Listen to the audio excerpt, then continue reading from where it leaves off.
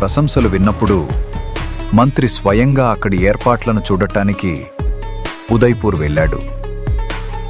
రాజు విశారదుడు, యువరాజు సాకేతుడు ఆయనకు హృదయపూర్వక స్వాగతం పలికారు. మంత్రి సాకేతుడిని చూసినప్పుడు వీడు నేను వధించమని పంపిన అదే బాలుడని అతని తేజస్సుతో గుర్తించగలిగాడు. కాని ఎలా బ్రతికి వచ్చాడననుకున్నాడు. మంత్రి గుండె కకలావికలమయ్యింది.